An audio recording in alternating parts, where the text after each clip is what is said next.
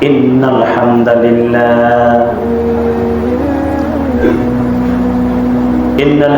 لله نحمده ونستعينه ونستغفره ونؤمن به ونتوكل عليه ونعوذ بالله من شرور أنفسنا ومن سيئات أعمالنا من يهده الله فلا مضل له ومن يضلله فلن تجد له وليا مرشدا ونشهد أن لا إله إلا الله وحده لا شريك له ونشهد أن سيدنا وسندنا وحبيبنا وطبيبنا وطبيب روحنا محمد بن عبد الله عبده ورسوله الذي أرسله بالحق بشيرا ونذيرا وداعيا إلى الله بإذنه وسراجا وقمرا منيرا فقد قال الله تعالى في كلامه المجيد والفرقان الحميد أعوذ بالله من الشيطان الرجيم بسم الله الرحمن الرحيم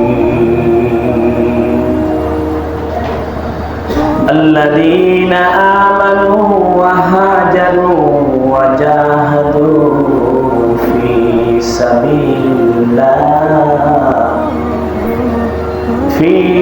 سبيل الله بأموالهم وأنفسهم أعظم درجة عند الله وأولئك هم الفائزون وقال رسول الله صلى الله عليه وسلم وروي عن عبد الله بن مسعود رضي الله تعالى عنه قال رسول الله صلى الله عليه وسلم من جاهدهم بلسانه فهو مؤمن ومن جاهدهم بقلبه فهو مؤمن ومن جاهدهم بيده فهو مؤمن وليس وراء ذلك في الإيمان حبة خردل أو كما قال عليه الصلاة والتسليم رواه صحيح مسلم وقال أيضا إن الله وملائكته يصلون على النبي يا أيها الذين آمنوا صلوا عليه وسلموا تسليما اللهم صل على سيدنا مولانا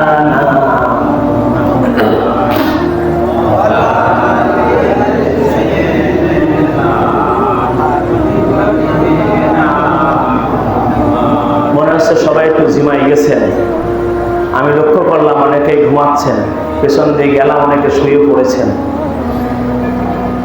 16টা বছর আমরা প্রাণ ভরে নবীর প্রদত্ত সালাম প্রেরণ করতে পারি নাই এখন তার কাজা কাফারা আদায় করা উচিত এখনো যারা পড়তেছেন না বুঝতে হবে এই দ্বিতীয় স্বাধীনতায় আপনারা খুশি হতে পারেন নাই যে নবীকে নিয়ে আজকের অনুষ্ঠান সেই নবীর প্রেমে মাতোয়ারা হয়ে আমরা সকলেই দরুদ তাসলিম প্রেরণ করছি আল্লাহুম্মা সাল্লি আলা সাইয়্যিদিনা মাওলানা মুহাম্মদ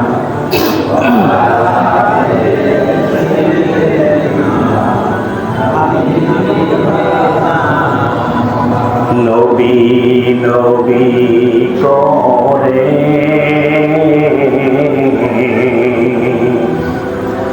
আর কত কাল আমি কাঁদবো, নবী নবী করে আর কত কাল আমি কাঁদবো। আপন নয়নে একদিন জানি, আপন আমলে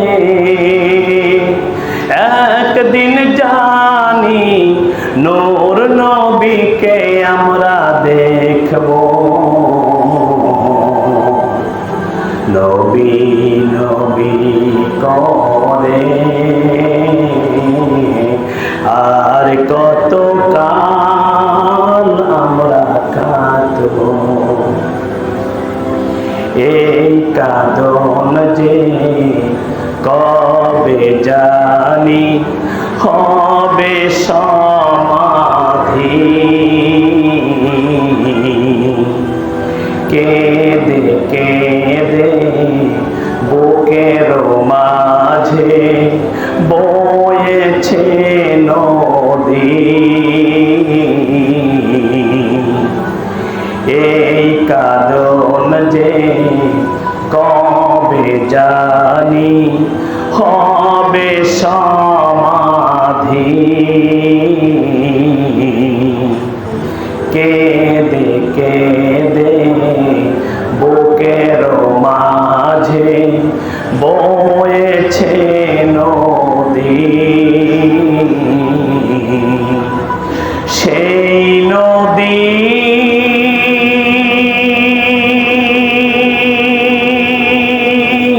কেঁদে বলে সাগর বানাবো। নবী নবী করে আর কত কাল আমি কাঁদবো। আপন নয়নে একদিন জানি, আপন আমলে একদিন জানি, নূর নবীকে আমরা দেখব। নবী নবী করে আর কত কাল আমরা কাঁদবো। আল্লাহুম্মা সাল্লি আলা সাইয়্যিদিনা মাওলানা মুহাম্মদ।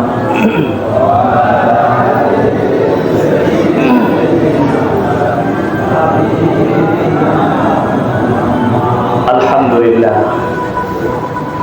ঐতিহ্যবাহী রামভদ্রপুর জামে মসজিদের আয়োজনে অনুষ্ঠিত আজকের এই সিরাতুন নবী সাল্লাল্লাহু আলাইহি সাল্লাম মাহফিলের মাননীয় সভাপতি আমার আগে এই গুরুত্বপূর্ণ আলোচনা পেশ করছিলেন রক্ত স্নাত সংগঠন শহীদ কাফেলা বাংলাদেশ জামায়াত ইসলামী কলরা উপজেলা শাখার সংগ্রামী সেক্রেটারি জেনারেল, বাঁকুড়া জেকাটি দাখিল মাদ্রাসার সম্মানিত ভারপ্রাপ্ত সুপারিনটেন্ডেন্ট আমার প্রিয় ভাই হযরত মাওলানা শহীদুল ইসলাম সাহেব।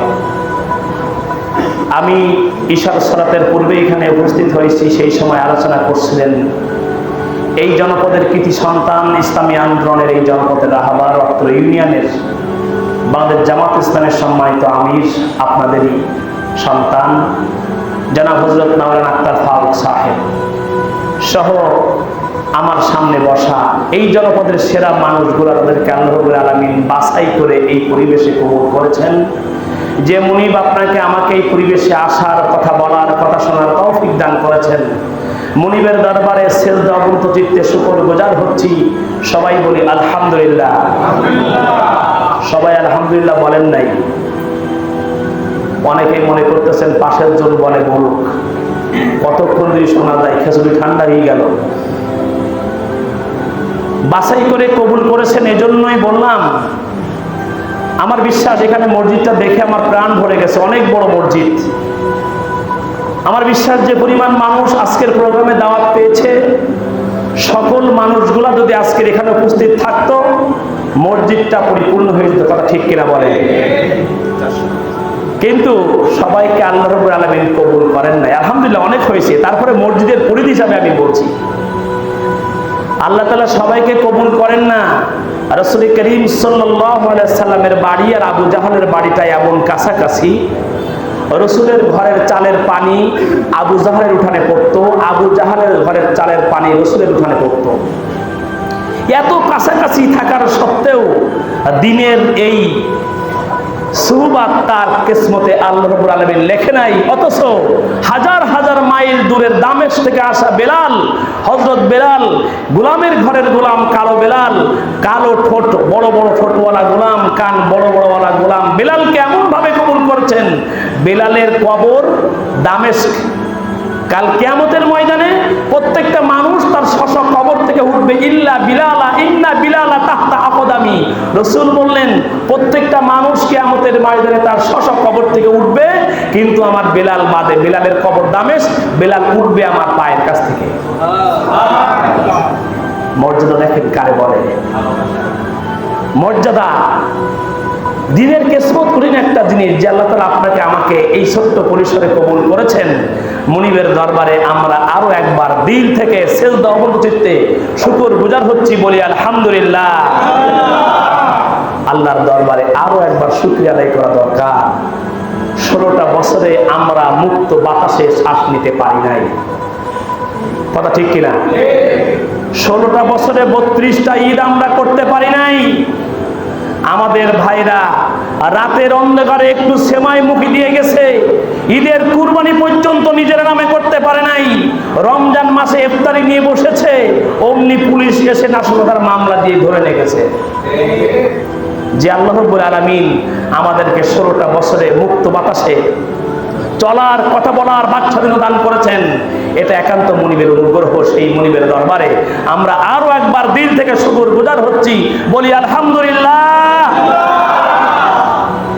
দরুদ ও সালাম বিশ্ব নবীর প্রতি বাংলাদেশের ছোট্ট প্রান্তর থেকে আমরা সবাই বলি সাল্লাল্লাহু আলাইহি সাল্লাম। রুহের মাগফিরাত কামনা করছি হযরত আদম আলাইহিস সালাতু ওয়াস সালাম থেকে শুরু করে আজ পর্যন্ত যত মুসলিম নরনারী গহীন কবরে শুয়ে আছেন, বিশেষ করে আমাদের যাদের জনম দুঃখিনী আব্বা আম্মা চলে গেছেন, শ্বশুর শাশুড়ি চলে গেছেন, আপনজন চলে গেছেন, বিশেষ করে যে মসজিদে বসে কথা বলছি, এই মসজিদ ডানে বামে সামনে পেছনে যারা শুয়ে আছেন, বিশেষ করে আল্লাহর জমিনে আল্লাহর দ্বীনকে এগিয়ে নেওয়ার জন্য সময়, শ্রম, মেধা, মনন, এমনকি পিস্তলের গুলি, ফাঁসির রশিকে হাসি মুখে বরণ করে নিয়েছে। বিশেষ করে দ্বিতীয় স্বাধীনতা যুদ্ধের মহানায়ক, প্রথম শহীদ, রংপুরের পীরগঞ্জের মেধাবী ছাত্র, রক্তস্নাত সংগঠন শহীদ কাফেলা, বাংলাদেশ ইসলামী ছাত্র শিবিরের শপথের আলোকের কর্মী শহীদ আবু সাঈদ, আমার সাতক্ষীরার শহীদ আসিফ, আমাদের পাশের যশোর জেলার ঝিকুরগাছার দেউলি গ্রামের শহীদ ইমতিয়াজউদ্দিন জাবের সহ যাদের জীবনের বিনিময়ে, যে সকল মা বোনদের জীবনের বিনিময়ে, শিশু সন্তানের জীবনের বিনিময়ে, রিক্সা চালকের জীবনের বিনিময়ে, ব্যবসায়ীদের জীবনের বিনিময়ে আমরা দ্বিতীয় স্বাধীনতা পেলাম, আমরা তাদের জন্য দোয়া করা দরকার। আমরা দোয়া করছি, ও মালিক তুমি তাদেরকে মাফ করে দাও, তাদেরকে জান্নাতের সর্বোচ্চ মাকাম নসিব করো। বিশেষ করে দোয়া না করলেই কার পূর্ণ করা করবে? এই জমিনের এদেশের বৃহত্তর ইসলামী আন্দোলন বাংলাদেশ জামাত ইসলামীর শীর্ষ পর্যায়ের 1 ডজন নেতাকে প্রায় তারা দুনিয়া থেকে বিদায় করেছে বিনা অপরাধে। কোনো অপরাধ নাই। দুনিয়াতে 1,24,000 পয়গম্বর এই জমিনে আসছেন, তার মধ্যে 2 জন নবীর বিরুদ্ধে কোনো আচরণ করা হয়, খারাপ আচরণ করা হয় নাই। আর এমন কোন নবী নাই, এমন কোন রাসূল নাই যার উপরে নির্যাতন হয় নাই। অপরাধ একটাই, আল্লাহর জমিনে আল্লাহর দ্বীন কায়েমের পথে চলা, দ্বীনের কথা বলা। ঠিক কিনা বলেন? আমাদের যে সকল দায়িত্বশীল ভাইরা আমির জামাত, মরহুম মাহফুজ মতিউর রহমান নিজামী, আলী হাসান মোহাম্মদ মুজাহিদ, শহীদ কামরুজ্জামান, বিশেষ করে কোরআনের পাখি, মুকুটবিহীন সম্রাট, ইসলামী আন্দোলনের, ইসলামী সংগঠনের স্বপ্নপুরুষ আল্লামা দেলোয়ার হোসেন সাঈদী, আল্লাহ রাব্বুল আলামিন এ সকল রাহবারদেরকে জান্নাতের সর্বোচ্চ মাকাম নসিব করুন, আল্লাহুম্মা আমিন। সম্মানিত উপস্থিতি, কথা তো আমাদের আক্তার ফারুক ভাই আগে বলেছেন, সর্বশেষ আমার আগে আমার সেক্রেটারি মহোদয় কথা বললেন, সব জায়গা থেকে মূল কথাগুলো প্রায় বলা হয়ে গেছে। আমি কি বলবো তাই বসে বসে ভাবছিলাম, কথা বুঝেছেন? এই ভাবনার মধ্যে আমার একটু মনে হয়েছে একটা গল্প দিয়েই শুরু করি। মানে কথা তো সব হয়ে গেছে, ওই কথাগুলো আমি আর একবার রিভিশন করে মনে করিয়ে দেব। মনে করিয়ে দেওয়া বোঝেন? গল্প দিয়ে কথা শুরু করি। জামাই যাবে শ্বশুর বাড়ি। জামাই কোথায় যাবে? কি আপনারা কষ্ট পাচ্ছেন নাকি? জামাই যাবে শ্বশুর বাড়ি। নতুন জামাই যদি শ্বশুর বাড়ি যেতে চায়, যাওয়ার আগ্রহ প্রকাশ করে, দিনখান পড়ে যায়, শ্বশুর শাশুড়ির কি পেরেশানির শেষ থাকে?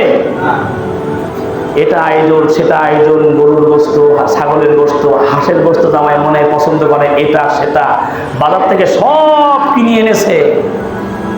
বাজারঘাট যখন নিয়ে বাড়িতে এসছে, পকেটে আর টাকা নাই। শাশুড়ি একটা একটা বাজার দেখছে, জামাইয়ের প্রতি দরদ কিন্তু শ্বশুরির চাইতে শাশুড়ির বেশি, কথা ঠিক কিনা? একটা একটা করে দেখে যে দই আনেনি, তা বলছে দই আনুনি তো, তা বলছে দই আনবো, টাকা থাকা লাগে কি হিসেবে, দেখ ওই যা আনেছি ওই নিয়ে তুমি সন্তুষ্ট থাকো। বলছে না, তা হবে না, বা টাকা নেই, তা কীভাবে আনবো? তোর দ্বারাও দেখতেছি মহিলাদের কিন্তু আমাদের তহবিল থাকে, ডিম বেচা, চাল বেচা, আলু বেচা, নারকেল বেচা, সেই তহবিল বের করে বসে নাও দই নিয়ে এসো। এখন দইটা এনেছে, সব রান্না বান্না কমপ্লিট। এমন সময় জোহরের পুরো মুহূর্তে সংবাদ আসলো না, জামাই আজকে বিশেষ কারণে আসতে পারবে না, জামাই আসবে কাল, আজকে আসবে জামাইয়ের ভাই। এটা আসবে কি? আপনার কষ্ট পাচ্ছেন নাকি? একটু আগে আসতে হবে, সবাই একটু আগে আসেন, কথা ভালো লাগবে। ওই কর্নারে বসতে না, আগে আগে আসেন সবাই, মাঝখানে জায়গা রেখেন না। কে আসবে বললাম? সবাই বলেন। আচ্ছা, জামাইয়ের ভাই যদি আসে মন ভেঙে যাবে নাকি যাবে না? মন ভেঙে চৌচির, তারপরে কি করা? এখন রান্না বান্না হয়ে গেছে, আসুক জামাইয়ের ভাই, জামাইয়ের জন্য মুরগির রানটা, হ্যাঁ, খাসির কলিজাটা, এরপরে মেন জিনিসগুলো তুলে রাখতেছে। রাখবে কোথায়? ওই সময় তো ফ্রিজ ছিল না। এখন যেমন ফ্রিজ হয়ে কত সহজ হয়ে গেছে, প্রেসার কুকার, রাইস কুকার, গ্যাসের চুলা হয়ে কত সহজ হয়ে গেছে। এক সময় তো এগুলো ছিল না। এখন ওই বাটিতে করে সামসেলের পরে এই জায়গায় সে জায়গায় গুজি রাখতে দইয়ের মাসা কোন জায়গায় রাখবে। এখন যে দরজার দুইটা পাট থাকে না, বুঝতে পেরেছেন? দরজার দুইটা পাট, ওরা কি বলে? কি বলে বলেন? বাইল বলে। দুইটা পাট লাগাই দিতে আবার খুলে দিতে হয়। এখন ওই দইয়ের মাংসটা কোথায় রাখবে, তাই দরজার ওই ফাঁকে ওই পাট খুলে কর্নারে রেখে দিয়েছে, একটু আলাদা জায়গায়, যাতে কেউ না দেখতে পায়। জামাইয়ের ভাই এসেছে যথারীতি, আসার পরে খাওয়া দাওয়া দিয়েছে, খাচ্ছে। খাইতে খাইতে ওই খাওয়ার মধ্য দিয়ে দইয়ের মাংসের দিকে নজর গেছে। এখন এই খাচ্ছে, সব দেশে, কিন্তু দইটা দিচ্ছে না। নতুন জায়গায় দই চাইতেও পারতেছে না। আবার খাওয়া দাওয়ার পরে দই খালি একটু ডাইজেস্ট হয়, একটু হজম হয়, খাওয়ার যে চাপটা পড়ে সেই চাপটা একটু কভার হয়। এখন দই তো চাপই পাচ্ছে না। তা এখন গল্প দিয়ে শুরু করেছে, মাউইমা আপনার বাড়ি আসার সময় পথে সে বিরাট বড় এক সাপ রাস্তার মাঝখানে আড়ই শুয়ে রয়েছে। কোথায় তোমার কি হলো বাবা? সে আর কি খবর, যাই কি পারি আসলাম, সে এত বড় সাপ, সে ঠিক আমার এই জায়গা থেকে ওই দইয়ের মাসা পর্যন্ত এত লম্বা। দই দোবা না, কথা বুঝতে পেরেছেন? এই মনে করে দেওয়া দইয়ের কথা কি করা। আমিও শহীদুল্লাহর পরে কথা বলবো, বলতে হবে, কথা আপনারা শুনবেন, আমার বিশ্বাস হয় না, এজন্য ওই কথাগুলো আমি একটু মনে করে দেব, বুঝেছেন? একান্ত আপনজনেরা আমার, কি আপনারা কষ্ট পাচ্ছেন নাকি? আমি আপনাদের সামনে মহাগ্রন্থ আল কোরআনের সূরা তাওবা থেকে একটা আয়াত, সূরা তাওবার 20 নম্বর আয়াত তেলাওয়াত করেছি, এবং রাসূল করিম সাল্লাল্লাহু আলাইহি সাল্লামের একটা হাদিস তেলাওয়াত করেছি। আলোচনা শহীদুল ভাই এসেছিলেন, শেষ রেখেছিলেন এতটুকু মনে আছে, রাসূল সাল্লাল্লাহু আলাইহি সাল্লামের আগমন, আল্লাহর জমিনে দিন কায়েম করা। সেদিকে কিন্তু এই কথাটি ভাই ফিনিশিং দিয়েছেন। রসুলের শৈশব বলেছেন, রসুলের দিনের দাওয়াতের প্রাথমিক অবস্থা বলেছেন, বলতে বলতে শেষে আল্লাহর জমিনে দিন কায়েমের কথাগুলো বলেছেন। আমি সেইখান থেকেই কথা শুরু করছি। সেই কথা শুরু করার জন্যই সূরা তাওবার 20 নম্বর আয়াত তেলাওয়াত করছি। এই আয়াতের অর্থটা আগে আপনাদের বলে নেই। আল্লাহ বলছেন, আল্লাযীনা আমানু, যারা ইমানদার হবে, ইমান আনবে, ইমানের বলে ইমান বলিয়ান হবে, ওয়াহাজারু, ইমান আনার সঙ্গে সঙ্গে তাদের উপরে জুলুম নির্যাতন হবে, তাদের ঘর ছাড়তে হবে, বাড়ি ছাড়তে হবে, সংসার ছাড়তে হবে, সন্তান ছাড়তে হবে, হিজরত করতে হবে। ওয়া জাহাদু ফি সাবিলিল্লাহ, আল্লাহর জমিনে দ্বীন কায়েমের জন্য প্রাণান্তকর চেষ্টা করতে হবে, সময় দিয়ে, শ্রম দিয়ে, মেধা দিয়ে, মরণ দিয়ে, বিআমওয়ালিহিম, বিশেষ করে তার মাল দিয়ে, ওয়া আনফুসিহিম, এবং জান দিয়ে প্রয়োজন বোধে। যদি এটা করতে পারো, আজামু দারদান ইনদাল্লাহ, আল্লাহর ভাষায় তার মর্যাদা এই দুনিয়ার সবচেয়ে বেশি মর্যাদাবান হবে। সুবহানাল্লাহ। আজামু শব্দটা ইসমে তাফজিলের সিগা, আমরা যারা গ্রামার বুঝি বুঝতে পারবেন। সবচাইতে মর্যাদা, সবচেয়ে মর্যাদাবান তারাই হবে যারা আল্লাহর জমিনে দ্বীন কায়েমের জন্য সময়, শ্রম, মেধা এবং মালকে সর্বশেষ জীবন দিয়ে দেবে। বলেন সুবহানাল্লাহ। ওয়া উলাইকা হুমুল ফাইজুন, আর প্রকৃতপক্ষে এরাই সফল কাম। দুনিয়াতে যার একতলা বাড়ি সে মনে করে আমি সফল, যার দুতলা বাড়ি সে মনে করে আমি সফল, যে চারটা গাড়ির মালিক সে মনে করে আমি সফল, যে 5 বিঘা জমির মালিক সে মনে করে আমি সফল। কিন্তু আল্লাহ বলছেন না, আল্লাহর জমিনে দ্বীন কায়েমের জন্য যারা প্রাণান্তকর চেষ্টা করতেছে, আল্লাহ তাআলা বলছেন প্রকৃতপক্ষে এরাই সফল। সুবহানাল্লাহ। যে আয়াত বলেছিলাম, আয়াতের অর্থ শেষ। যে হাদিসটা বলেছিলাম, হাদিসটা হলো এই আব্দুল্লাহ ইবনে মাসউদ রাদিয়াল্লাহু তাআলা আনহু থেকে বর্ণিত। তিনি বলেন, রাসূলুল্লাহ সাল্লাল্লাহু আলাইহি ওয়াসাল্লাম বলেন, মান জাহাদুহুম বিলিসানি ফাহুয়া মুমিন, আল্লাহর জমিনে দ্বীন কায়েমের জন্য যে নিজের জিহ্বা দিয়ে চেষ্টা প্রচেষ্টা করবে সে মুমিন। সুবহানাল্লাহ বলবেন না? ওমান জাহাদুহুম বিকলবিহি ফাহুয়া মুমিন, আল্লাহর জমিনে দ্বীন কায়েমের জন্য যে জীবন দিয়ে চেষ্টা করবে সে মুমিন। ওমান জাহাদুহুম বিয়াদিহি ফাহুয়া মুমিন, যে হাত দিয়ে আল্লাহর জমিনে দ্বীনকে কায়েম করার জন্য চেষ্টা প্রচেষ্টা অব্যাহত রাখবে সে মুমিন। সর্বশেষ বাক্যটা বড় সত্য কথা, ওয়ালাইসা ওয়ারাআ যালিকা বিল ঈমান হাব্বাতু খারদালি, এর বাইরে চিন্তা নিয়ে যদি কেউ নামাজ, রোজা, হজ, যাকাত করে, তসবিহ দানা টিপি ছোট করে ফেলায়, কপাল ঘুষি কালো করে ফেলে, আল্লাহর রাসূলের ভাষা ওয়ালাইসা ওয়ারাআ যালিকা বিল ঈমান হাব্বাতু খারদালিন, হাব্বাতু মানে দানা, খারদালিন মানে যার মধ্যে কিছু নেই, যেটাকে আমরা বলি সিটি, দানের মধ্যে যে সিটি পাই, এটা আরবিতে হাব্বাতু খারদালিন। তার আমলনামা অন্তঃসার শূন্য, জিরো হয়ে যাবে। এখন প্রশ্ন করতে পারেন, হুজুর কি বেকায়দা ফেল দিলেন, সারা জীবন নামাজ পড়লাম, হজ করলাম, যাকাত দিলাম, রোজা রাখলাম, তাসবিহ তাহলিল করলাম, দান সাদকা করলাম, তাহলে কি সব ফাও হয়ে গেল? আসেন সেটাকে বোঝানোর জন্য ব্যাখ্যায় আসি। না, সবটাই ঠিক আছে, কিন্তু বিশেষ বিশেষ মুহূর্তে রোজা ফরজ, কিন্তু বিশেষ মুহূর্তে রোজার চাইতে আল্লাহর জমিনে দ্বীন কায়েম ফরজ। নামাজ ফরজ, কিন্তু বিশেষ বিশেষ সময়ে নামাজের চাই বড় ফরজ আল্লাহর জমিনে দ্বীন কায়েম করা। হজ ফরজ, বিশেষ বিশেষ সময়ে হজের চাইতেও আল্লাহর জমিনে দ্বীন কায়েম বড় ফরজ। বলেন সুবহানাল্লাহ। প্রমাণ, 2য় হিজরি 17 রমজান। ইসলাম থাকবে কি থাকবে না? মুসলমানদের অস্তিত্ব থাকবে কি থাকবে না? মুসলমান মাথা উঁচু করে দাঁড়াতে পারবে কি পারবে না? যে দিনটার উপর নির্ভর করছিল সেই দিনটার নাম মহান বদর দিবস, তাই না? ইসলামের প্রথম যুদ্ধ, মাত্র 313 জন সাহাবী, 2খানা তরবারি, 8খানা ঘোড়া, আর কিচ্ছু নাই, সবার হাতে খেজুরের ডালা। অপরদিকে 1000 কাফের সৈন্যের কাছে তৎকালীন সময়ের আধুনিক অস্ত্র নিয়ে তারা বদরের প্রান্তরে এসেছে। আল্লাহর রাসূল সাল্লাল্লাহু আলাইহি সাল্লাম বদরের প্রান্তরে 313 জন সাহাবী নিয়ে তাঁবু গেড়ে সাহাবীদেরকে ইশারা সালাত আদায় করে ঘুমাতে বলে আল্লাহর রাসূল সাল্লাল্লাহু আলাইহি সাল্লাম তাঁবু থেকে একটু দূরে যে সিজদায় চলে গেছেন, আল্লাহকে বলছেন, ও মালিক, ইসলাম থাকবে কি থাকবে না? মুসলমানদের অস্তিত্ব থাকবে কি থাকবে না? আজকের দিনের উপর নির্ভর করছে আগামীকাল যুদ্ধের ময়দান। আল্লাহ তোমার পক্ষ থেকে সাহায্য দাও, আল্লাহ তোমার পক্ষ থেকে নুসরাত পাঠাও, আল্লাহ তোমার সাহায্যের মুখাপেক্ষি। একথা বলে বলে আল্লাহ রাসূল এত পরিমাণ কান্নাকাটি করেছেন, রাসূলের নাকটা বদরের প্রান্তরে বাড়িতে চেপে গেছে, সমস্ত চেহারা বানুময় হয়ে গেছে। রাসূল আমার আর কাঁদতে পারতেছেন না, ছোট্ট বাচ্চার মতো ডুকরে ডুকরে উঠতেছেন আমার নবী। এমন অবস্থায় আবু বকর রাদিয়াল্লাহু তাআলা আনহুর ঘুম ভেঙে গেছে। আবু বকর রাদিয়াল্লাহু তাআলা আনহু রাসূলের কাছে যে বলছেন, ইয়া রাসূলুল্লাহ, যে পরিমাণ কান্নাকাটি আপনি বদরের প্রান্তরে করেছেন, যে পরিমাণ চোখের পানি আপনার ঝরেছে, আমি বিশ্বাস করি আগামীকাল যুদ্ধের ময়দানে আল্লাহ আপনাকে অপমানিত করবেন না, আমরা বিজয়ী হব ইনশাআল্লাহ। রাসূল কি বলেছিলেন? রাসূল বলেছিলেন, আবু বকর, তোমার কাছে কি ওহী এসেছে? আবু বকর বললেন, ইয়া রাসূলুল্লাহ, আমি তো সাহাবী, আমি তো ওহী মুক্ত। তাহলে যাও আবু বকর, আজকে আমার নির্দেশ পালন করো, তুমি ঘুমাও। আসমান থেকে সরাসরি ফয়সালা না আসা পর্যন্ত আমি রাসূল ঘুমাবো না। রাসূল আবার সিজদায় চলে গেছে। রসুল কাঁদতেছেন, রসুল কাঁদতেছেন, রসুল কাঁদতে পারতেছেন না। 1 ঘন্টা 2 ঘন্টা পার হয়ে গেল। এমন সময় আসমান থেকে সূরা আনফালের 9 নম্বর আয়াত নাজিল হয়ে গেল।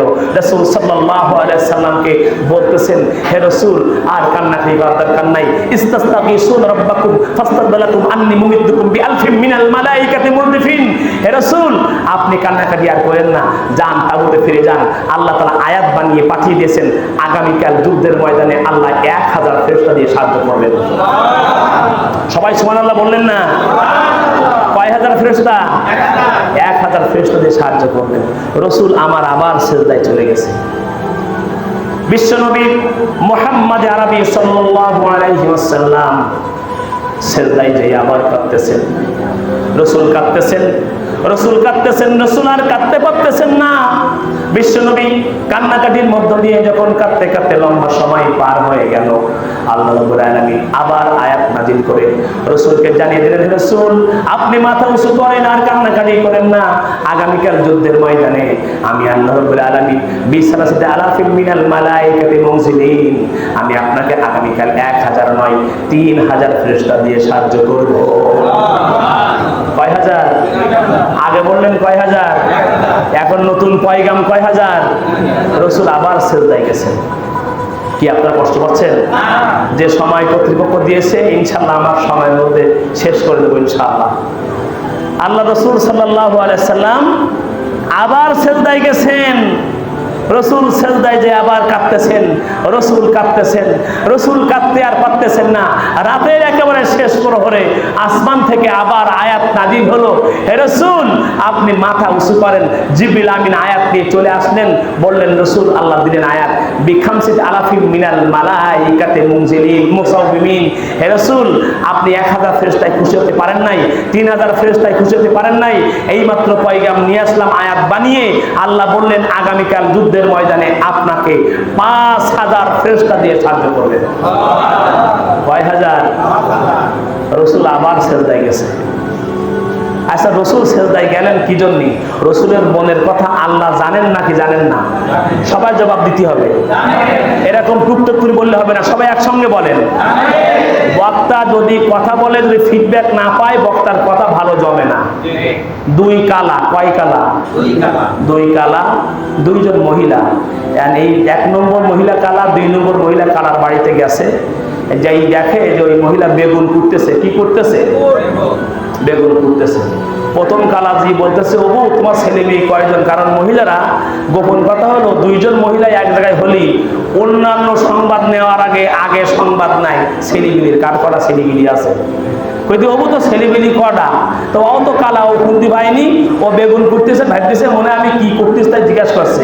বলতে, তোমার ভাইয়ের বাজার করা হয়নি, ক্রেডিট কমাবে না, বাজার করা হয়নি, এই বেগুন ছিল তাই বেগুন রান্না করতেছে।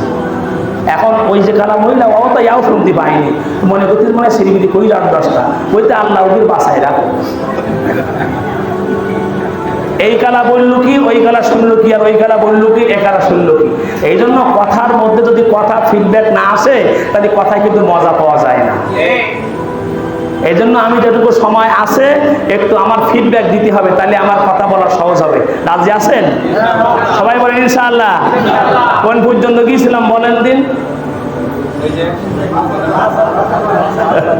5000 ফেরেশতা। আল্লাহ তাআলা রাসূলের মনের অবস্থা জানেন নাকি জানেন না? নবী ইব্রাহিম আলাইহিস সালাতু ওয়াস সালামের যখন অগ্নিকুণ্ডে ফেলানো হবে, বিরাট অগ্নিকুণ্ড করেছে, নবী ইব্রাহিমকে ফেরানোর প্রক্রিয়া সম্পন্ন করা হলো।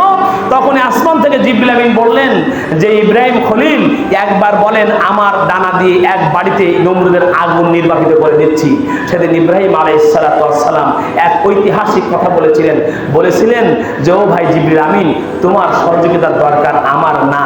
এজন্য না, আমি কত সৌভাগ্যবান, আমি আল্লাহর গোলাম, আমি আল্লাহর বান্দা, কিন্তু আল্লাহ আমারে খলিল বানাইছে। খলিল মানে বন্ধু। সুবহানাল্লাহ বলেন। আমি কত সৌভাগ্যবান, দুনিয়ায় হাজার হাজার লক্ষ লক্ষ মানুষ মানুষ আছে, এর মধ্যে আল্লাহ আমারে খলিল বানাইছে আর আমিও আল্লাহরে খলিল বানাইছি, আমাদের বন্ধুত্বের সম্পর্ক অটুট থাকবে, এর মধ্যে তৃতীয় পার্সন এসে ঝামেলা করি না। আমি জীবন দিব, বন্ধু চাইলে বাঁচাবে, আর নইলে আমার জীবন পুড়ে যাবে, আর বন্ধুর জন্য আমি জীবন দিতে রাজি আছি। আল্লাহর কাছে এত পছন্দ হলো, আসমান থেকে সকল তত্ত্ব ওহী আল্লাহ রাব্বুল আলামিন জিবরিল আমিন মারফত পাঠিয়েছেন, কিন্তু এই এক জায়গায় ওই সরাসরি আগুনকে নির্দেশ করলেন, ইয়া নার কুনি বারদাও সালামান আলা ইব্রাহিম, হে আগুন আমার ইব্রাহিমের জন্য ঠান্ডা এসি হয়ে যাও। সুবহানাল্লাহ। তাহলে ফেরেশতার সাহায্য দরকার দরকার না। রাসূল সাল্লাল্লাহু আলাইহি ওয়াসাল্লাম ওটা বলতেছেন, আল্লাহ 1000 3000 5000 ফেরেশতা 1000 দাও, ওতে কাজ হবে না, তোমার সাহায্য দরকার।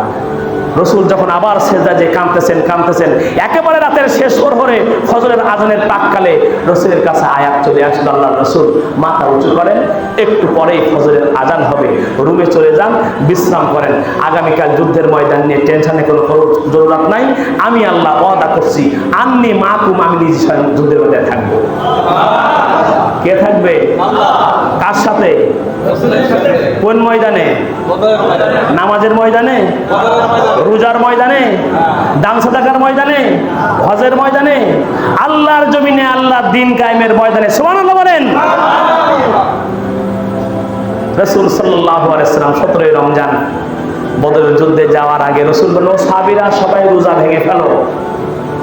সাহাবীরা ভাবতেছেন এই বছর রোজা ফরজ হলো, মাত্র 16টা রোজা রাখলাম, আজ 17তম দিন, আজকে রোজা ভাঙতে বলছে, নবী বলে পরীক্ষা করতেছে। সাহাবীরা কেউ রোজা ভাঙতেছেন না। আমার নবী দাঁড়িয়ে গেলেন, আমার নবী হাতে মশক ধরলেন, আমার নবী দাঁড়িয়ে পানি পান করলেন, আমার নবী হাত উঁচু করে এমন পানি পান করলেন বগলে শুদ্ধ দেখা গেল। আমার নবী জীবনে 2 বার দাঁড়িয়ে পানি পান করেছেন, তার মধ্যে এই একবার। রাসূল দেখিয়ে দিলেন যুদ্ধের ময়দানে, দ্বীন কায়েমের ময়দানে রোজা বিষয় না, এর চাইতে বড় ফরজ দ্বীন কায়েম করা, অতএব তোমরা রোজা ভেঙে ফেলো। সুবহানাল্লাহ বলেন। যুদ্ধ হলো, জয়লাভ করলো কারা? সবাই বলেন। মুসলমানরা জয়লাভ করলেন। রোজা ফরজ নাকি ওয়াজিব? রোজা ভাঙলেন নাকি জারি রাখলেন? এর দ্বারা কি প্রমাণ হয় রোজা বড় ফরজ না আল্লাহর জমিনে দ্বীন কায়েম তার চেয়ে বড় ফরজ? বুঝতে পেরেছি? বুঝতে পেরেছেন? এবার নামাজে আসেন। আপনারা কষ্ট করছেন নাকি? আমি বলে শহীদুল্লাহ নতুন এখন সুরতাল বলে বক্তব্য দিতে পারিনি। ঠিক আছে, শহীদুল ভাই যে কায়দায় কথা বলেছে আমিও ওই কায়দায়, কারণ আমিও বক্তা না, কমার্শিয়াল বক্তা না, বক্তব্য অভ্যাস না, এই ডেকে এনেছে আক্তার ফারুক ভাই দাওয়াত দিয়েছে, তাই একটু কথা বলতে আসলাম। ভালো লাগবে না, বেশিক্ষণ বিরক্ত করবো না ইনশাআল্লাহ। কথা বুঝেছেন? বুঝতে পারছেন? একান্ত আপনজনের আমার 5ম হিজরি খন্দকের যুদ্ধ, যেটাকে আমরা আহজাব যুদ্ধ বলি। মদিনার দক্ষিণ পাশে খেজুর বাগান, মদিনার পশ্চিম পাশে পাহাড়, মদিনার পূর্ব পাশে পাহাড় যারা হজে গেছেন, মদিনার উত্তর পাশে খোলা ময়দান, মদিনার উত্তর পূর্ব কর্নারে কি বনু কুরাইজা নামক একটা গোত্র যারা ইসলাম গ্রহণ করে নাই।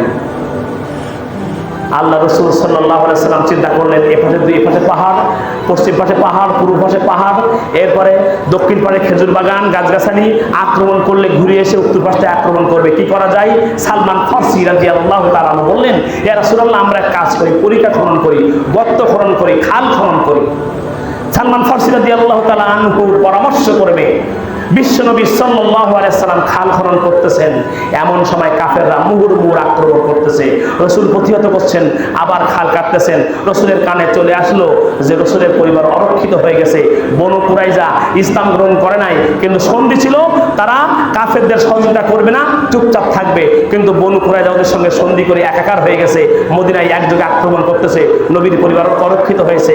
কিন্তু নবী তখনও যুদ্ধের ময়দান ছেড়ে দিয়ে পরিবারের কাছে আসে নাই, বরং সাহাবীদের জন্য জীবন দেওয়ার জন্য যুদ্ধের ময়দানে ছিল।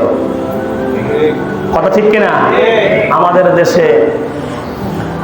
দেশে দেশ স্বাধীনের পরে যাদের মাধ্যমে দেশ স্বাধীন করেছি, এরপরে 75 সালে কোনভাবে কিভাবে যেন তিনি ইন্তেকাল করলেন, মারা গেলেন, সেই ইতিহাস আমি বলবো না। কিন্তু আফসোস হলো তানার 13 মিনিট 7 মিনিট 17 মিনিট 21 মিনিট বক্তব্য ভাষণ আছে, কিন্তু তানার জানাজার ফুটেজের একটা ভিডিও নাই। ঠিক কিনা বলেন?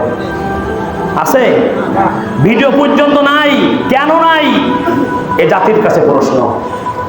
মনে দরদ ভরা মন নিয়ে ভালোবেসে 2 বোনকে দেশে আনছিলাম, কিন্তু দুঃখের বিষয় হলো 24 সালের 5ই আগস্ট দেশে আগুন লাগিয়ে আপনজন পরিবারের কাছে ফিরে গেছে, দলের দিক তাকায় নাই, নেতার দিক তাকায় নাই, কর্মীর দিক তাকায় নাই, আমরা আবার সেই দল করি। রাসূলের আদর্শ এখান থেকে শিখতে হবে, রাসূলের আদর্শ এখান থেকে শিখতে হবে। আমার নবী পরিবারকে ছেড়ে যান নাই, পরিবারের কাছে যান নাই, নিজের যুদ্ধের ময়দানে সাহাবীদের সঙ্গে থেকে যুদ্ধ করেছেন, পরিবারের কথা মনে রাখেন নাই, পরিবারকে শেল্টার দেওয়ার জন্য পরিবারের কাছে ফিরে যান নাই। সুবহানাল্লাহ বলেন। আমার নবী এই যুদ্ধ বাস্তবায়ন করতে যে জোহরের নামাজ আদায় করতে পারে নাই, আসরের নামাজ আদায় করতে পারেন নাই, মাগরিবের নামাজ আদায় করতে পারেন নাই। মাগরিবের সময় যুদ্ধের জামামা বন্ধ হয়ে গেল, রাসূল কাফেরদের বিরুদ্ধে লানত দিয়ে ওযু করে নামাজের জন্য রেডি হচ্ছেন। এমন সময় আসমান থেকে জিবরিল আমিন চলে এসে বলছে, ইয়া রাসূলুল্লাহ, আল্লাহ তাআলা বলেছেন যোহর, আসর, মাগরিবের নামাজ কাজা আদায় করতে হবে না, ওটা মাপ। কারণ 3 ওয়াক্ত নামাজের বুনিয়াদে আজকের মদিনায় ইসলামী রাষ্ট্রের রূপরেখা বাস্তবায়ন হয়ে গেল। সুবহানাল্লাহ বলেন। নামাজ ফরজ নাকি ওয়াজিব? ফরজ। কাজা করলেন কয় ওয়াক্ত? কাজা কি আদায় করেছিলেন? কোন কারণে করে নাই? এর দ্বারা বোঝা যায় নামাজ ফরজ।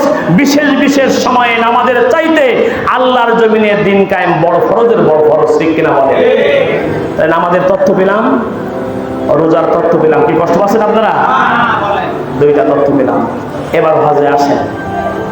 6ষ্ঠ হিজরি বিশ্বনবী মুহাম্মদ আরবি সাল্লাল্লাহু আলাইহি সাল্লাম ঘুমিয়ে আছেন। রাতের মধ্যে স্বপ্ন দেখতেছেন, আমি ইহরামের পোশাক পরেছি। কি পরেছি? ইহরামের পোশাক পরেছি। আমি বাইতুল্লাহ সেজদা করতেছি, আমি মুজদালিফায় অবস্থান করছি, আমি সাফা মারওয়া সাই করতেছি, আমি বাইতুল্লাহ তাওয়াফ করতেছি, আমি মিনায় যে পশু কুরবানি করতেছি। রাতের বেলায় এত স্বপ্নের সমারোহ দেখে সকালবেলা ফজরের নামাজ পড়ে নবী আমার স্থির থাকতে পারছেন না। নবী বললেন, ও আমার সাহাবীরা, শোনো শোনো, আমি রাতে এই স্বপ্ন দেখলাম, আজ 6টা বছর মক্কা ছেড়ে চলে আসলাম, আল্লাহর ঘরে সেজদা দিতে পারলাম না, চলো চলো আমরা একটু হজ উমরা করে আসি। 1400 সাহাবী নিয়ে 6ষ্ঠ হিজরি বিশ্বনবী মুহাম্মদ আরবি সাল্লাল্লাহু আলাইহি সাল্লাম মক্কার উদ্দেশ্যে রওনা হয়েছেন। হুদাইবিয়া নামক জায়গায় যে রাসূল তাবু গেড়ে উসমান রাদিয়াল্লাহু, সংক্ষেপে বলছি, আমার সময়ের দিক লক্ষ্য রাখতে হবে, উসমান রাদিয়াল্লাহু তাআলা আনহুকে পাঠিয়ে দিলেন। উসমান, যে বলো, আমরা 6 বছর আগে যে ঘর ছেড়ে চলে গিয়েছিলাম, পরিবার ছেড়ে চলে গিয়েছিলাম, সন্তান সম্পদ ছেড়ে চলে গিয়েছিলাম, ওদিকে ফিরে তাকাবো না, বাইতুল্লাহ তাওয়াফ করব, হজ উমরা করব, বাড়ি ফিরে যাব। উসমান রাদিয়াল্লাহু তাআলা যে বললেন, মক্কার কাফেররা বলল, উসমান তুমি হজ উমরা করে যাও, যে মুহাম্মদকে রাতের অন্ধকারে মক্কা থেকে তাড়িয়ে দিয়েছি, ওই মুহাম্মদকে আর মক্কায় ঘুরতে দেওয়া হবে না। নাউজুবিল্লাহ বলবেন না? উসমান রাদিয়াল্লাহু তাআলা ঘাড় বাঁকা করে বললেন, কি বললে? নবীকে রেখে আমি হজ করব, মানে নবীকে নিয়েই করব। কথাবার্তার কথা কাটাকাটি, এক পর্যায়ে উসমান রাদিয়াল্লাহু তাআলা আনহুকে নজরবন্দি করে ঘোষণা দিল, উসমানকে হত্যা করা হয়েছে। বিশ্বনবী মুহাম্মদ আরবি সাল্লাল্লাহু আলাইহি সাল্লামের কাছে বার্তাবাহক দূত মাহরাফুর যখন এই সংবাদ গেল, আল্লাহ রাসূল বসেছিলেন, বহ থেকে দাঁড়িয়ে গেলেন। মুহূর্তের মধ্যে রাসূলের চেহারা রক্তিম লাল হয়ে গেল, কপালে ঘাম চলে আসলো। রাসূল বললেন, ইয়া আসহাবে রাসূল সাল্লাল্লাহু আলাইহি সাল্লাম, তাআলা ইলাইহি সাইয়াম সারিরা, ও রাসূলের সাহাবীরা শীঘ্র আমার কাছে আসো। কি হয়েছে রাসূলুল্লাহ, কি হয়েছে? আল্লাহ রাসূল বললেন, ও আমার সাহাবীরা, আমার উসমানকে আমি বার্তাবাহক হিসেবে পাঠিয়েছিলাম, তারা আজকে আমার বার্তাবাহককে হত্যা করেছে। পররাষ্ট্রনীতিতে বার্তাবাহক দূতকে হত্যা করা একটা মানে সংবিধানে কি নিষেধাজ্ঞা আছে। অর্থাৎ এত বড় একটা কাজ তারা করেছে, তোমরা ফিরে যাও, তোমাদের কাউকে আমি যুদ্ধের জন্য আনি নাই, হজ উমরার জন্য এনেছিলাম, তোমরা সকলে ফিরে যাও। কিন্তু আমি মুহাম্মদ বলছি, উসমান হত্যার প্রতিশোধ না নিয়ে আমি মুহাম্মদ মদিনায় ফিরব না। এখন তখন জন্য আমার সাহাবীরা ছিলেন, কি বলেছিলেন? ইয়া রাসূলুল্লাহ, আল্লাহ রাসূলের সন্তুষ্টির জন্য ঘর ছেড়েছি, পরিবার ছেড়েছি, সম্পদ সন্তান ছেড়েছি, আজকে নবীকে ছেড়ে দেবো মানে? নাহনুল্লাযিনা বায়াউ মুহাম্মাদান আলাল জিহাদে মা বাকিনা আবাদা। রাসূল, আপনি হাত আগায় দেন, যে সিদ্ধান্ত দিবেন আপনার হাতে হাত রেখে বায়াত করছি, শপথ করছি, প্রমিস করছি, ওয়াদা করছি, আপনার সাথে একাত্মতা ঘোষণা করে বলছি, আমরাও কেউ উসমান হত্যার প্রতিশোধ না নিয়ে মদিনায় ফিরব না। সাহাবীরা, রাসূল বললেন, এই হলো আমার হাত, এই আমার উসমানের হাত, আমার উসমান থাকলে এই হাতে হাত রেখে আমার উসমান হাত রেখে অশপথ করতো। এবার রাসূলের হাতে হাত রেখে সাহাবীরা 1400 সাহাবী শপথ করতেছেন।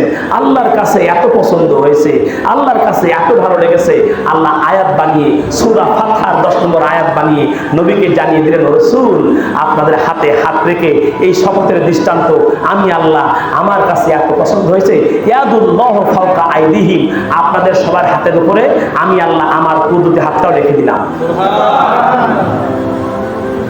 কথা কি অসুবিধা হচ্ছে বুঝতে?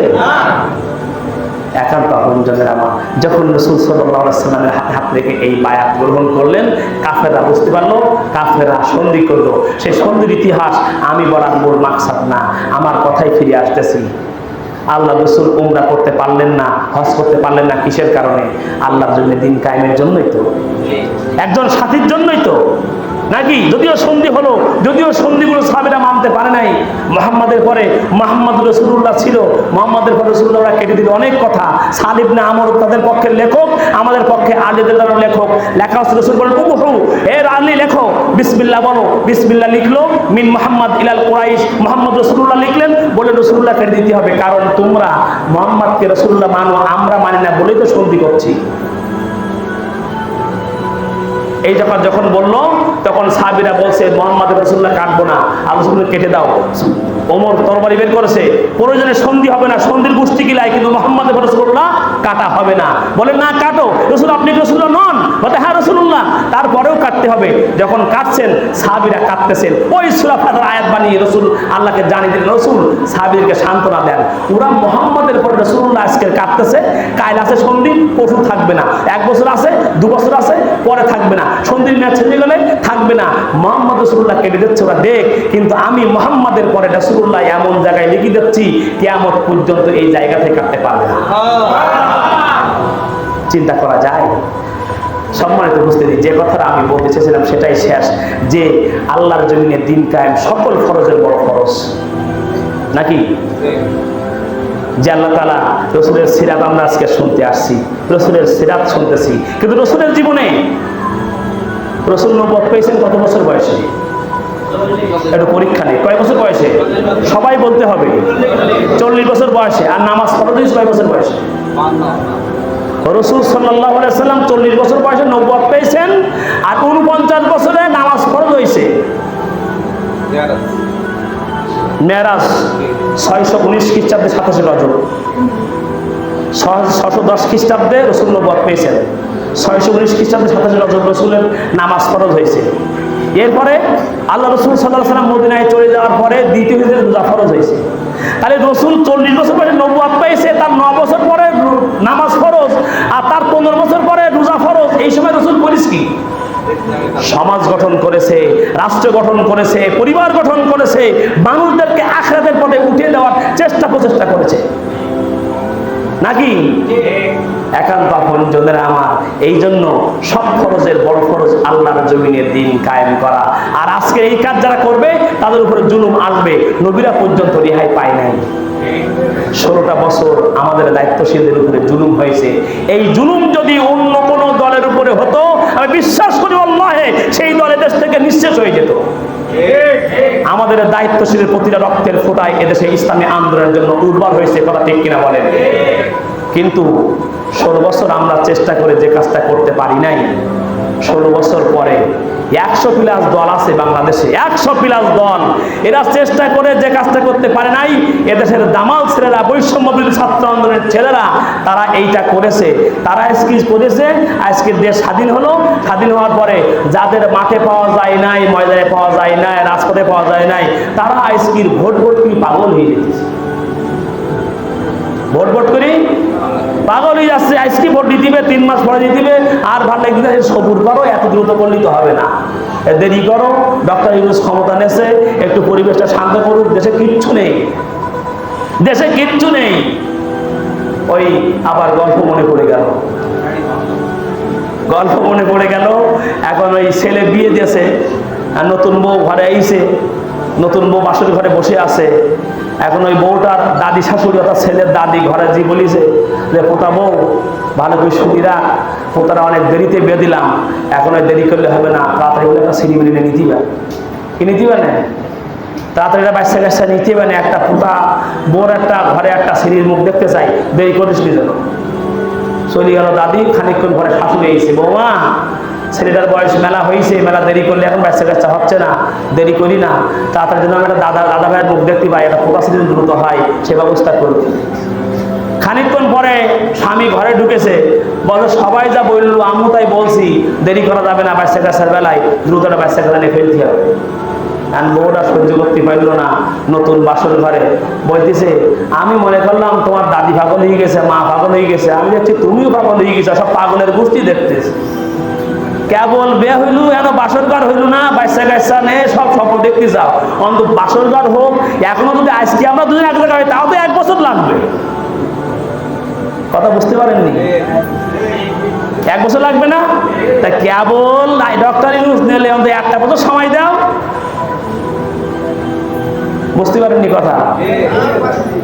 সর্বোপরি কথা হলো, আমার কথা শেষ পর্যায়ে সর্বোপরি কথা হলো এই, একান্ত আপনজনেরা আমার বহু আমরা দেখেছি, দেশ স্বাধীনের পরে বহু কার্যক্রম দেখেছি, দেশে শান্তি আসে নাই, দেশে শান্তি আসে নাই। শান্তি আসবে কি করে? যতদিন পর্যন্ত এই কোরআনকে নিয়ে আমরা কোরআনের রাজ কায়েম করতে না পারবো, ততদিন পর্যন্ত এই সমাজে শান্তি আসবে না। কথা ঠিক কিনা?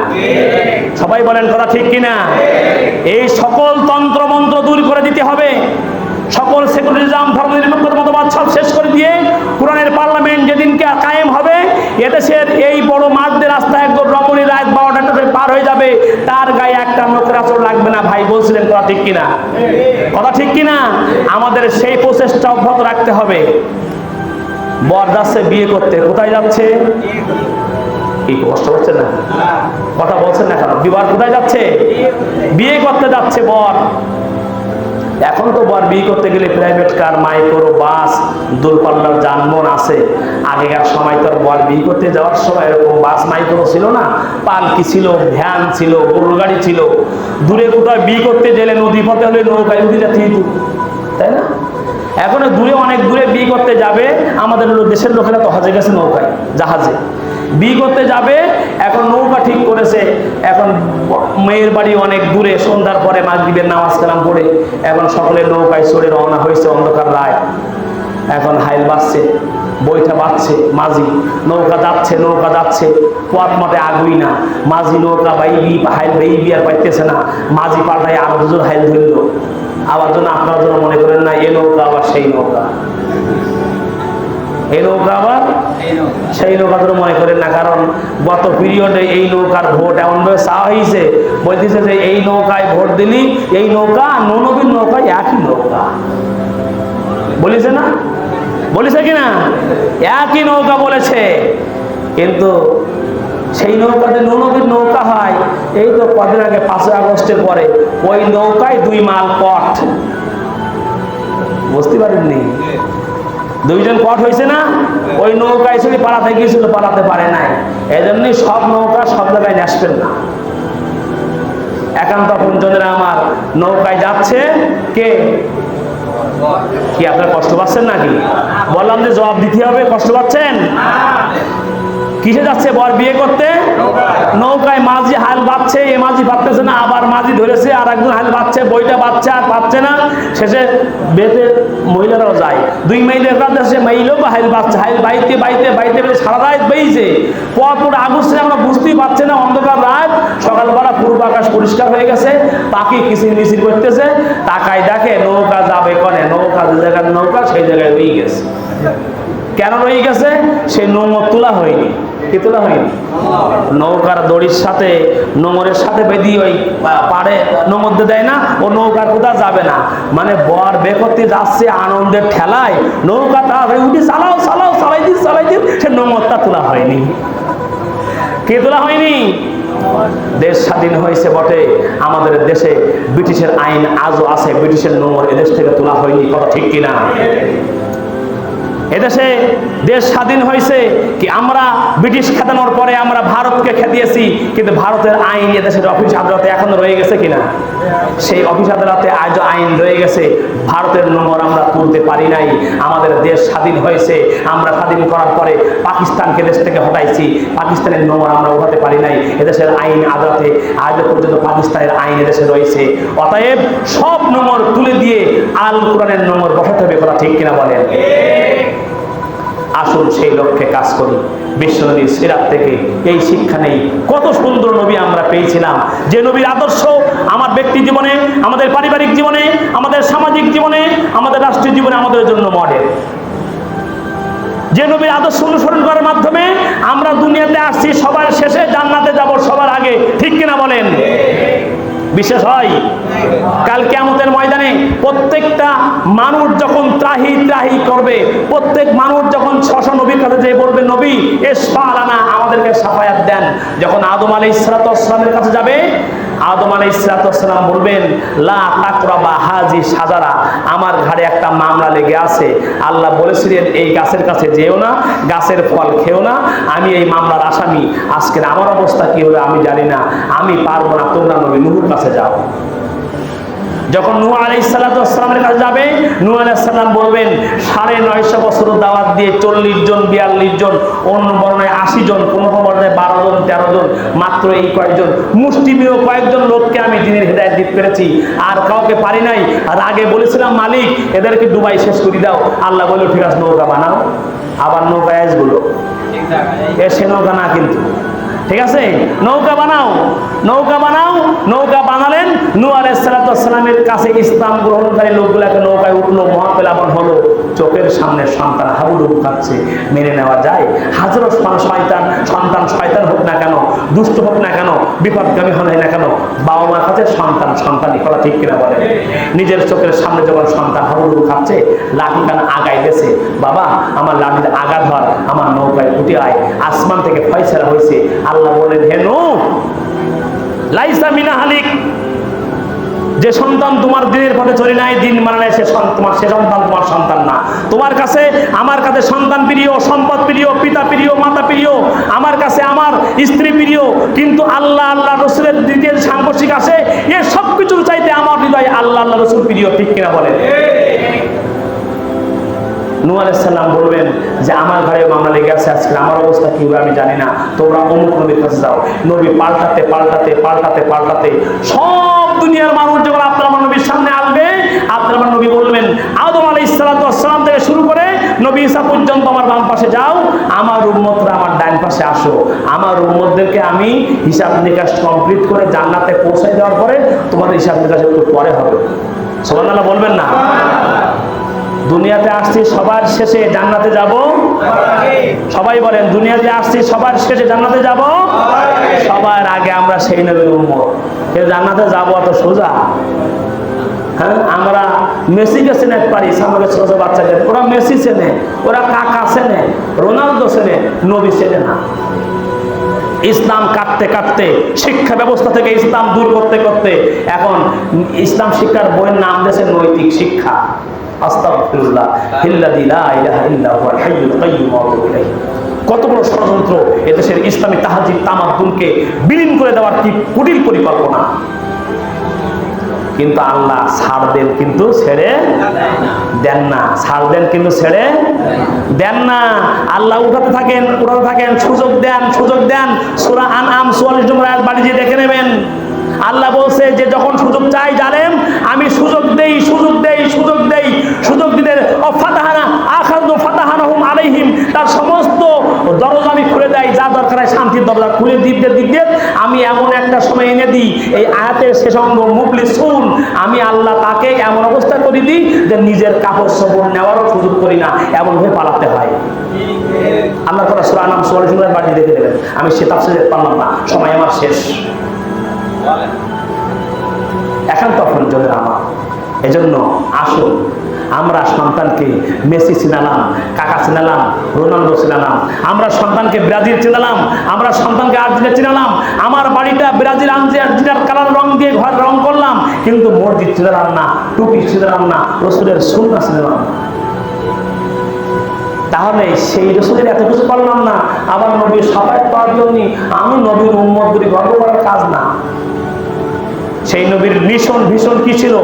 যে নবীর রাস্তা দিয়ে চলতেন, নবীর মাথার উপরে পাখিরা ছায়া দিত, যে নবী গাছের নিচে শুইতেন, গাছের ডাল বাঁকা হয়ে হয়ে নবীকে ছায়া দিতেন, যে নবীর গায়ের ঘাম সাহাবীরা সিঁচি ভরে আতর বানাইতো, এত সম্মানী মানুষ যে নবী আলামিন নাম দিয়েছিল মক্কার আম জনতা, সেই নবী যখন দিন কায়েমের কথা বললেন, নবীর গায়ে যত পশম তার চেয়ে নবীর গায়ে জখম বেশি।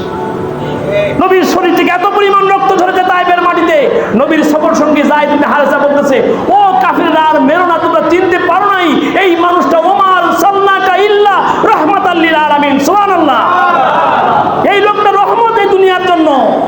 এই নবীটা হা বলেছে, কিয়ামত পর্যন্ত আল্লাহ সেই গাছটা হালাল করে দিয়েছেন। এই নবী না বলেছে, কিয়ামত পর্যন্ত আল্লাহ সেই গাছটা হারাম করে দিয়েছেন। আঙ্গুল উঁচু করেছেন, আকাশের চার দ্বিখণ্ডিত হয়েছে, পা উঁচু করেছেন, আরো সন্ন্যায় পৌঁছে গেছেন। চিনতে পারো নাই এই নবী সেরা নবী। নবী আমার বেহুশ হয়ে গেছেন, আবার সোজা হয়েছেন, আবার শিলা বৃষ্টির মতো আমার নবীর উপরে পাথর মেরেছেন। নবী মায়ের খাইলেন কেন? কাল কিয়ামতের ময়দানে যে নবীর সাফায়াত ছাড়া একজন মানুষের জান্নাতে যাওয়ার দূরের কথা, জান্নাতের ঘ্রাণ পাবে না, সেই নবী মায়ের খেলেন। আর আমি আপনি মায়ের খাবো না, মায়ের আসবে না, জেল হবে না, মামলা হবে না, জান্নাতে যাবো তো সোজা। যে পথ কষ্টের সেই পথ জান্নাতের, যে পথ ফাঁসির সেই পথ জান্নাতের, যে পথ পিস্তলের গুলির সেই পথ জান্নাতের, যে পথ কষ্টের, যে পথ জুলুম নির্যাতনের সেই পথ জান্নাতের। ঠিক কিনা বলে? আমরা সেই পথ থেকে ধরে রেখে আমাদের কোরআনটাকে আমাদের দেশের পার্লামেন্টে নিয়ে যাব। আমরা সপ্তাহে দেখেছি, আমরা সকল নম্বর তুলে দিয়ে ইসলামের নম্বর, ইসলামের পতাকা উঠাবো ইনশাআল্লাহ। বলেন সবাই, বলেন ইনশাআল্লাহ। আমরা সবাই রাজি আছি? দুই হাত জোরে বলেন লিল্লাহে তাকবীর, লিল্লাহে তাকবীর। আল কোরআনের আলো, আল হাদিসের আলো, বিপ্লব, আগামী দিনের ভবিষ্যৎ, ইসলামী বিপ্লব। রাজি আছি আমরা? হাত নামান। তোমরা যারা আমাদের বুকটাকে পিস্তলের গুলি দিয়ে ঝাঁঝরা করেছো, রবার বুলেট নিক্ষেপ করে আমাদের বুকটা ঝাঁঝরা করেছো, আমাদের বুক প্রকম্পিত করেছো, আমরা তোমাদেরকে তাকবীর ধ্বনি দিয়ে তোমাদের কলিজাটাকে প্রকম্পিত করবো ইনশাআল্লাহ। তাকবীর ধ্বনি দিয়ে। কারণ মুমিন একবার মরে, কাফের কিন্তু মরার আগে 1000 বার মরে। যারা দেশ থেকে পালাই গেছো, তোমাদের কাজও তো আমরা দেখে বলি নাই, তারাও জেনে পালাইছে কেন? কাজ কান করিসাও কি মাইরটা খাবা না কেন? করি না আমরা? কাজ কান করিসাও কি মাইরটা খাবা না কেন? বিদেশে বসি দেশের অবস্থা দেখতেছে, আর প্রত্যেক সেকেন্ডে মরতেছে, প্রত্যেক সেকেন্ডে মরার যন্ত্রণা কলিজার মধ্যে ছটফট করতেছে। কাফের জীবনে 1000 বার মরে, মুমিন কিন্তু একবারই মরে। আর মুমিনের মরা তো মরা না, ফুস্তু রব্বাল কাবা। উহুদের যুদ্ধে যখন সাহাবীরা বুকে তীর নিচ্ছিল, তীর নিয়ে যখন শাহাদাত বরণ করছিলেন, এই সময় কাফেররা উল্লাস করে বলেছিল, ও মুসলমান, গত বছর 2য় হিজরি বদরের প্রান্তে তোমরা জয়লাভ করেছিলে, তোমরা উল্লাস করেছিলে, আজকে আমরা জয়লাভ করলাম, আমরা উল্লাস করছি। মুসলমান সাহাবীরা বুকে তীর নিয়ে শাহাদাত করে ঢলে পড়ছিল, বলছিল, ফুস্তু রব্বাল কাবা, কাবার রবের কসম করে বলছি, গতবার জীবন নিয়ে যুদ্ধের ময়দানে জয়লাভ করে বাড়ি ফিরেছিলাম, আজকের জীবন দিয়ে জয়লাভ করছি। কারণ মুমিনের এ পথে দুনিয়া, ও পথে জান্নাত। সুবহানাল্লাহ। আমরা সেই পথে চলবো। আল্লাহ রাব্বুল আলামিন আমাদের সকলকে সেই পথে কবুল করুন। আমিন। আসসালামু আলাইকুম ওয়া রাহমাতুল্লাহি তাআলা ওয়া বারাকাতুহু।